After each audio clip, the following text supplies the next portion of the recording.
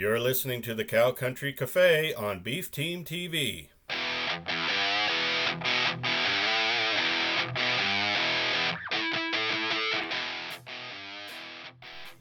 Hello, everybody, and welcome again to the Cow Country Cafe, brought to you here on Beef Team TV on YouTube. Today's topic, the philosophy of genetic selection, is what we want to kind of cover. And I think this is going to be a pretty timely topic. There's a lot of guys looking for bulls right now, and it's going to be breeding season coming up here. In this particular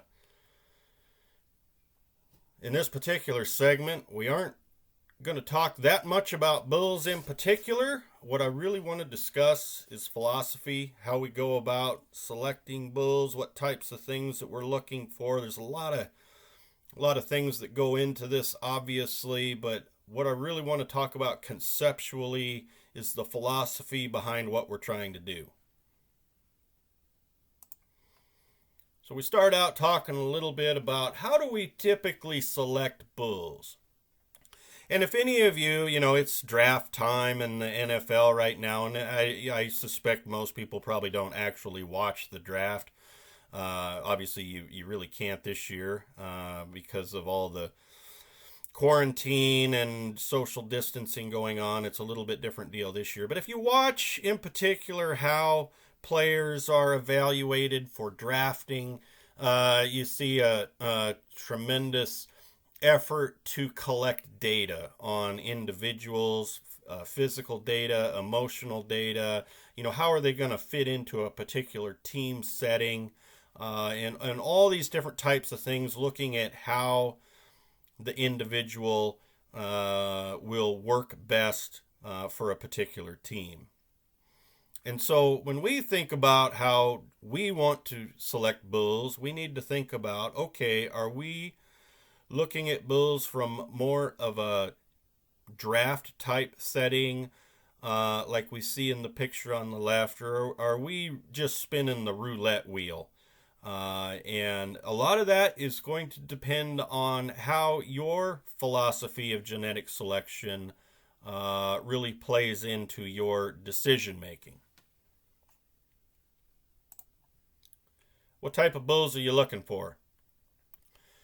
I'm always surprised how many cattlemen can't really answer this question. Now, they know all the buzzwords, and they can, I need calving ease, and I need this, and I need that. But the reality is they can't be very disciplined in their selection because they don't really have a good concept of what they're trying to accomplish. And so when we think about, some of these various situations, are we looking for a particular set of phenotypic and genetic traits like we see in the individual on the left? Or are we looking at, we talked in the previous slide about spinning the roulette wheel, where oftentimes we end up with this stout individual on the right. And so as we look at this, we really not only need to think about how we select bulls, what type of bulls that we're looking for, and when we can answer those two questions, we can be much, much more disciplined in how we go about selecting breeding stock for our particular program. Now, I hear this all the time, guys looking for bulls. I just need something with a set of nuts. The other thing I hear a lot is, I just need live calves. Well, that's not really, I think, a very productive philosophy for breeding. I know where some of that philosophy comes from. It comes from the very low-cost producer type mentality, and there's not a thing in the world wrong with that mentality. But the reality is you need more than just a live calf. If you take a look at this graph right here, just keep in mind, at the current cow cost, which in Minnesota is right around $750 a cow, and I would say Minnesota actually is not on the higher end of cow costs. Um, it's probably somewhere right in the middle. You look at the Dakotas and Nebraska, and you get into some of that real cow country, and yeah, their costs are a little bit lower, but not as low as one might think. And so if you just take kind of where we're at on costs today, on average, every calf that weans under 500 pounds is a money loser. In today's market, at today's cow costs, that's about where we're at. So the philosophy of I just need a live calf really doesn't hold a lot of water. We need calves that grow. Live calves are good because dead calves aren't worth a whole lot. But uh, not only do we need them alive, but we need them to grow, and we need them to produce some pounds that we have to sell at the end of the thing. Now, what I'm not saying that cost isn't important, because obviously controlling costs is one of the most critical things that we can do when we're producing a commodity like beef cattle. That's going to be a very important part of our program, and we need to select bulls that can do that for us. But we also need to select bulls that can perform, and not only perform as individuals, but their progeny are going to perform for us. Their replacements are going to perform for us, and those types of things. All right, so when we look at this particular scenario that we're talking about, I think it's worth the discussion of looking at phenotype and performance. Because when we think about how a lot of bulls in this country are selected, every year there's more and more data available on individuals. I'm not sure all of that data is useful. I'm not sure a lot of us understand how to evaluate all of that data. I know I certainly don't know how to evaluate all of it. And so oftentimes we tend to fall back on selecting on phenotype, which is okay. But we also, when we think about our previous discussion here, we also need to be able to evaluate performance. Now, if you haven't read the book Moneyball, it was a very popular book here about, well, it's probably been 10 years ago now. They made a movie out of it and so on and so forth. But this is a very interesting look at how professional baseball players were selected kind of throughout the 80s and early 90s, and then comparing that to how professional baseball players are selected today. And the story of Moneyball really starts by talking about this gentleman named Billy Beane. Okay? And Billy Beane is an interesting individual. He was drafted in the first round in 1980 by the New York Mets. All right. Now, interestingly enough, a couple of characters that you probably at least recognize the names, even if you're not into baseball all that much, but Darryl Strawberry and Lenny Dykstra were also drafted in the first round of that same year by the same club, but were sent down to Double-A ball.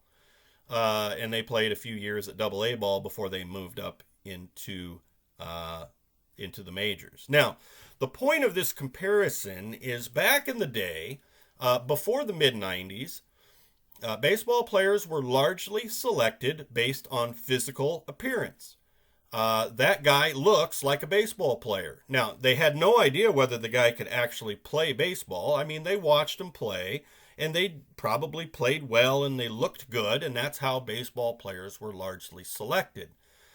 And Billy Beane was the most baseball-looking baseball player at that time that the professional scouts said that they had ever seen. So he was a really sought-after commodity.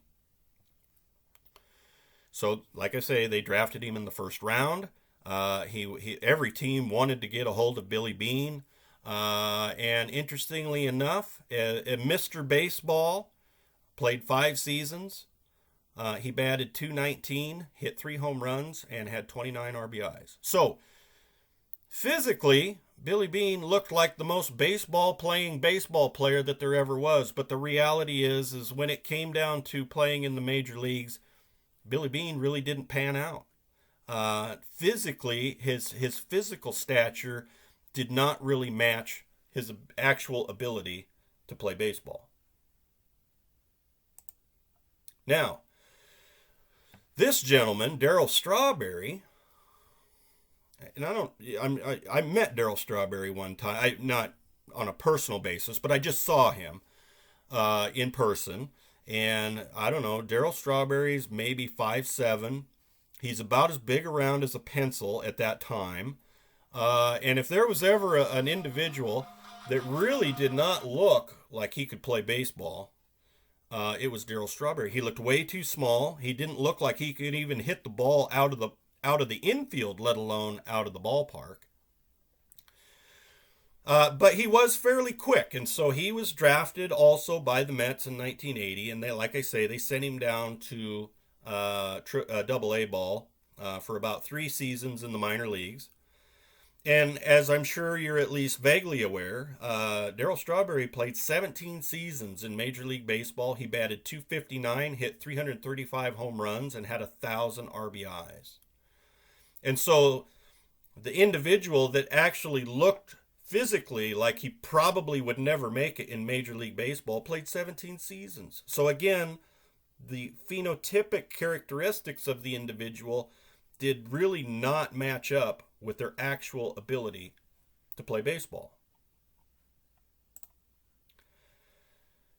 So kind of the whole point of telling you this story is to recognize is that most of us are biased phenotypically. We just can't help it. That's just our nature. That's how we evolved. We first assess anything by looking at it.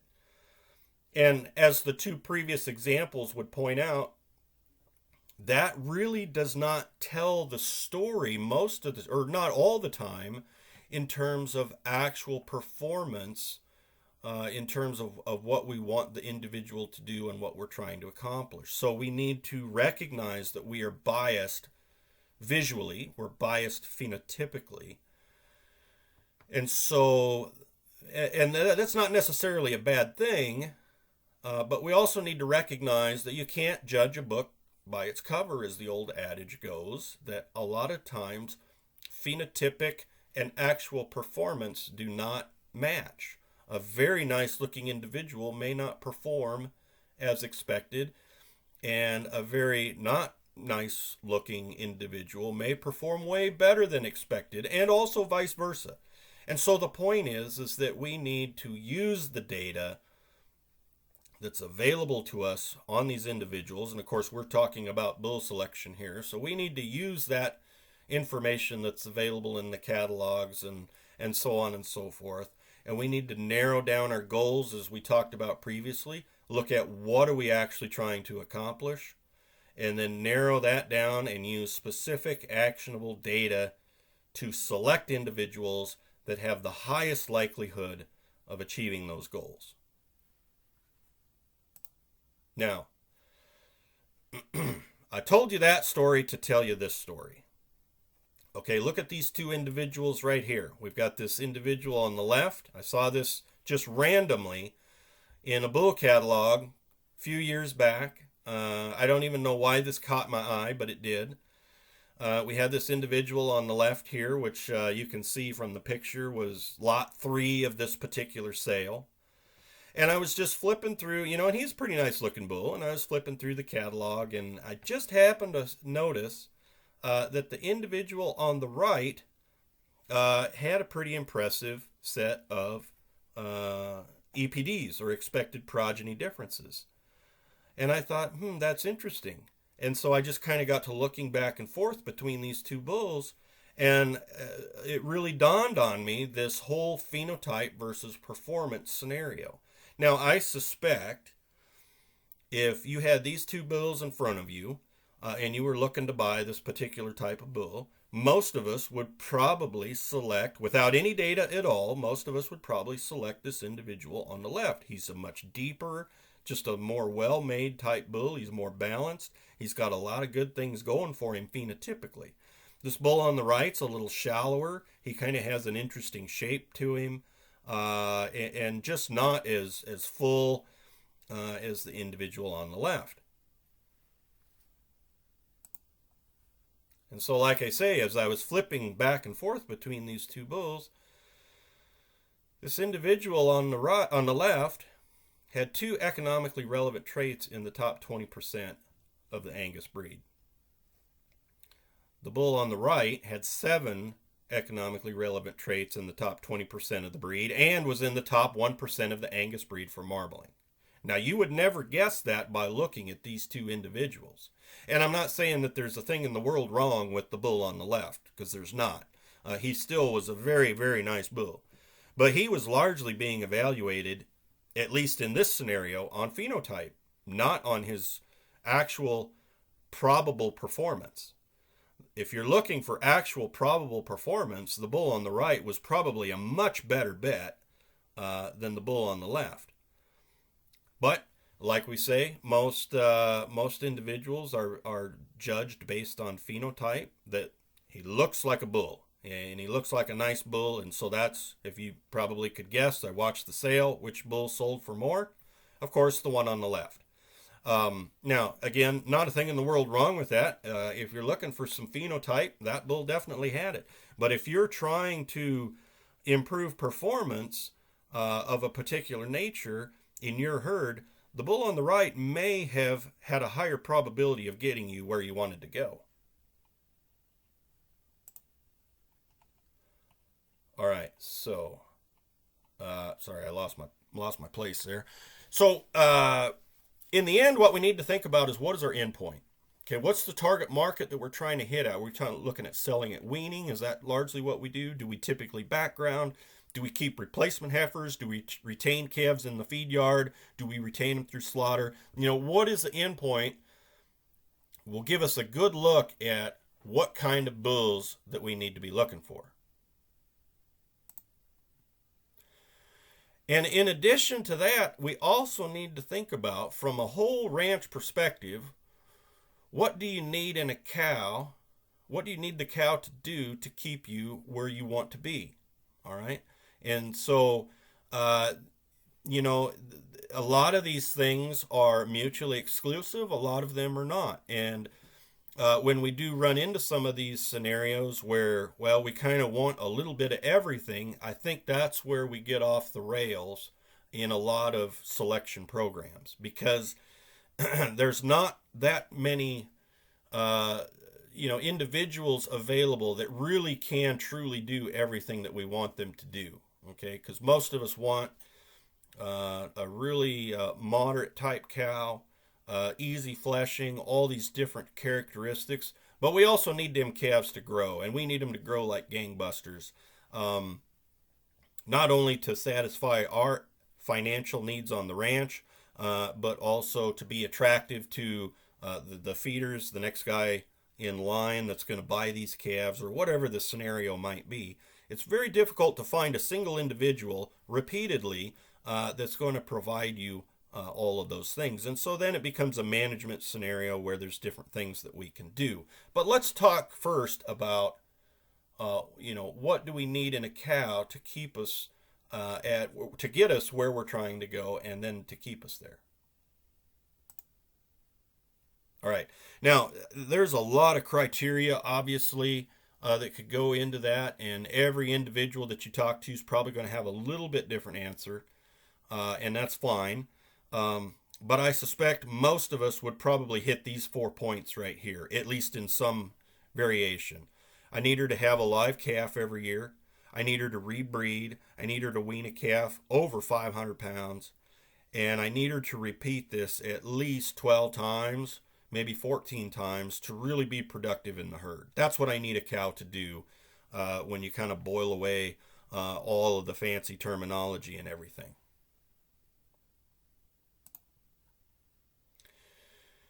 Now, I don't know if y'all are familiar with the Lassiter philosophy. Lassiters are a ranch family from kind of the Southwest, Colorado primarily, but into New Mexico and Arizona. Old man Lassiter was responsible for developing the Beefmaster breed, and he has written a book a number of years ago. It's out of print now, but he wrote a book about what he calls the 6 essentials of selection in a breeding program. And these are the 6 right here: disposition, weight, hardiness, fertility, conformation, and milk production. And he defined those things as the 6 essential things that he needed a cow to do in order to stay in his breeding program.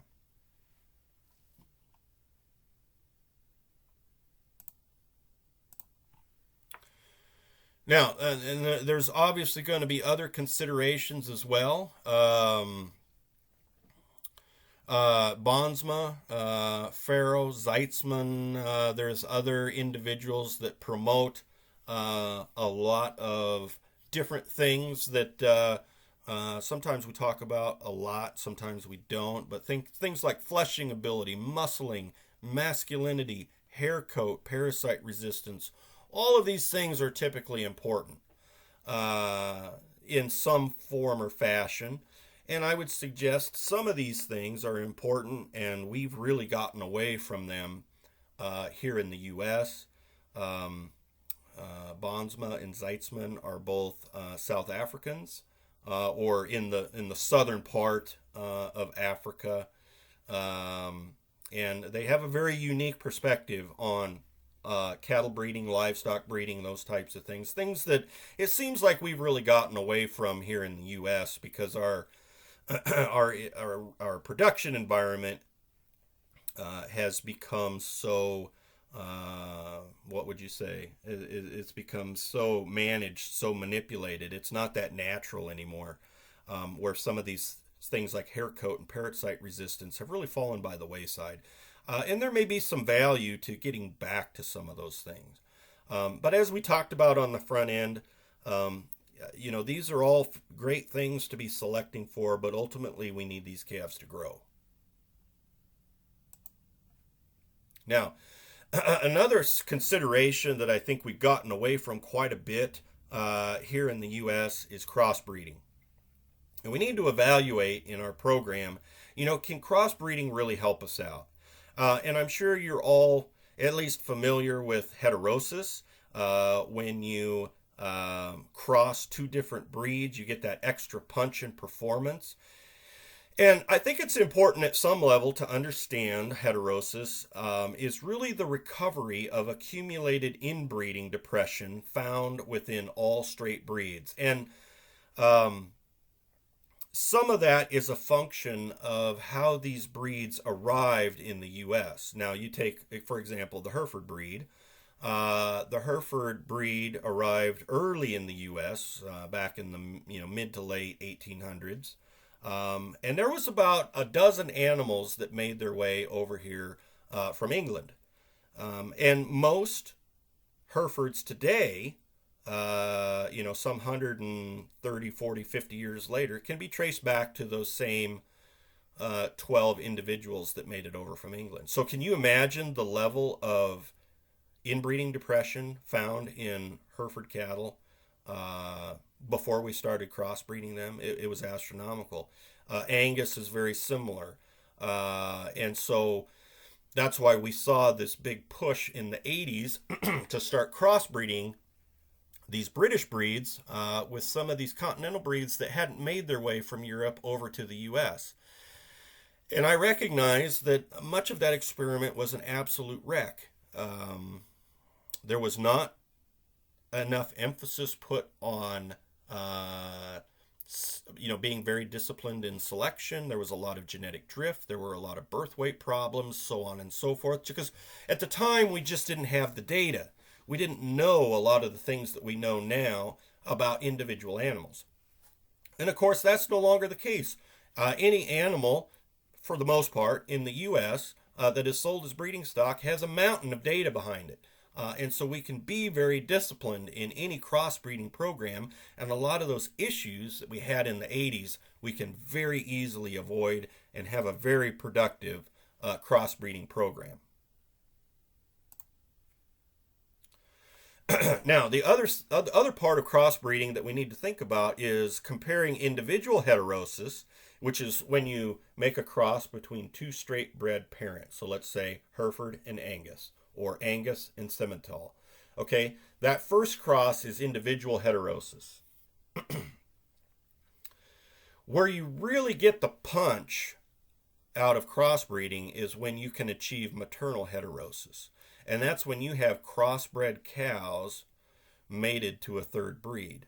And so I think for a lot of crossbreeding programs, it would be extremely beneficial to try to achieve the maternal heterosis that is possible. So when we look at individual heterosis and we cross those straight bred parents, we can expect about an 8%, on average, about an 8% boost in production from recovering some of that inbreeding depression. When we have a crossbred cow mated to a third breed, now we can be looking at almost 25% increase in production over the same straight bred type mating. And I don't expect there's many of us that would pass up a 25% increase in production that really doesn't cost anything to get. Okay. And so it's just a function of managing your breeding program, being disciplined in your selection, and you can increase production pretty significantly. The other things that we need to think about in terms of crossbreeding are some of these traits that are a little bit harder to measure, thinking about particularly reproductive traits. Now, I'm sure most of you are aware that the heritability of reproductive traits is really low. So having an extremely fertile, let's say an extremely fertile female or an extremely fertile male does not necessarily translate into an extremely fertile offspring because the reproductive genes just do not transfer that readily. And so the heritability of reproductive traits is typically very low. But what we do see is when we start crossing breeds, we see the heterosis effect on reproduction extremely, extremely high. And that's typically why we'll see straight bred type cows, for example. A 12 to 14-year-old straight bred cow is a pretty old cow. But a 16 to 18-year-old crossbred cow that's still producing good calves is not that unusual. There's a tremendous amount of boost in reproductive ability when we can capture some of that heterosis. The production portion of crossbreeding, production traits like weaning weight, yearling weight, those types of things are moderately heritable, and there's a moderate improvement through capturing heterosis.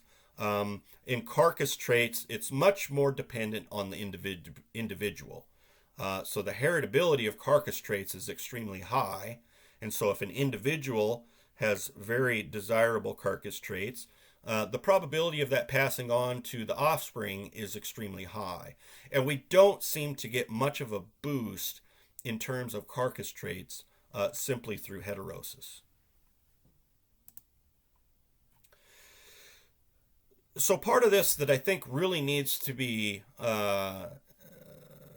talked about, and we're going to talk about it a little bit here. I would like to do a whole nother webinar on evaluating outcomes because I think this is the most difficult part in terms of a very managed, well-selected breeding program is how do you evaluate outcomes? Do we look at it on an individual performance?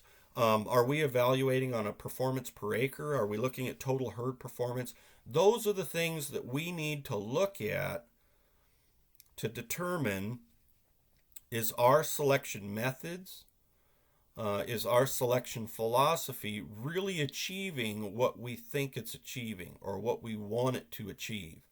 And that can be sometimes very difficult to do. And so, hopefully in the future we can talk a little bit more about that specifically. Now, it always comes up every year, how much should I spend for bulls? All right. And, that's a very individual decision. I don't know that I can really tell an individual how much you should spend for bulls. All I can tell you is the cost of running good bulls is about the same as the cost of running bad bulls.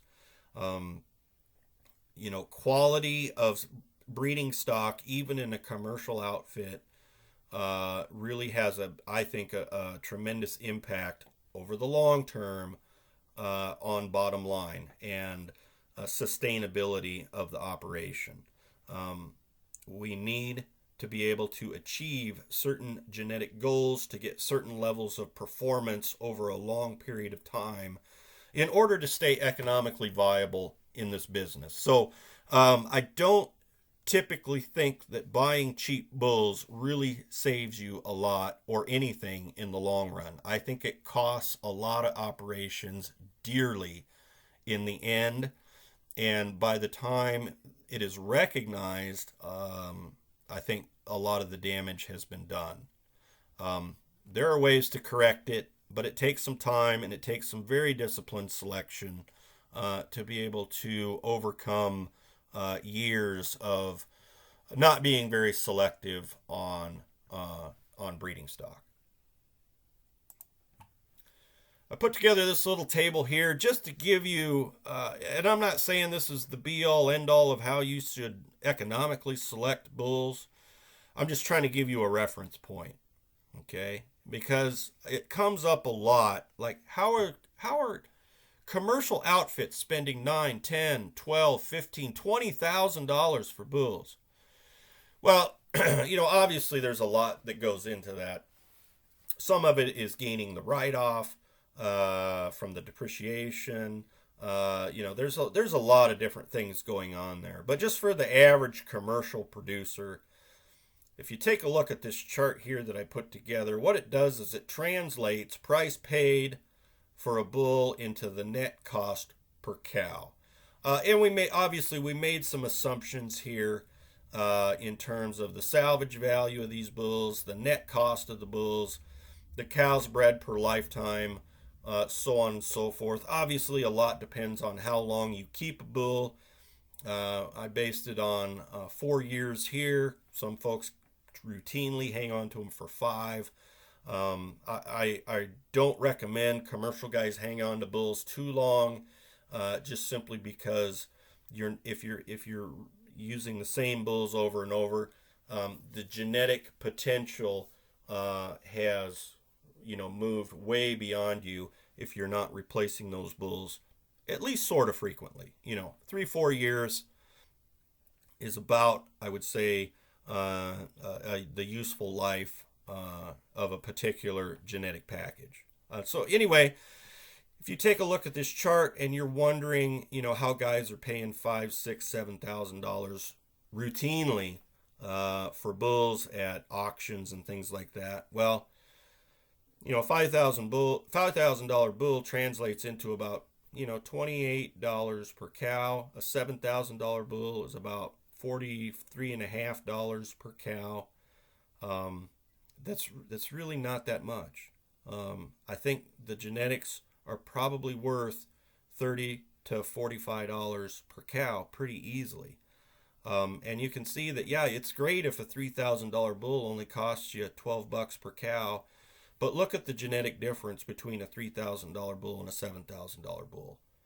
It's pretty significant, especially over 4 years of not only selling calves, but replacement heifers, so on and so forth.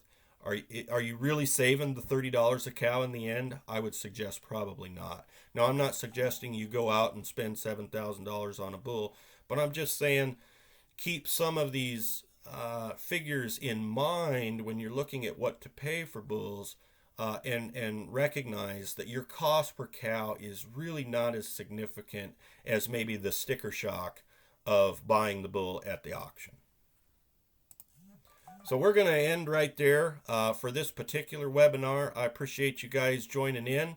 If you have any questions, feel free to get a hold of me, and we'll sure visit about it. I look forward to seeing you all next time. Thanks so much.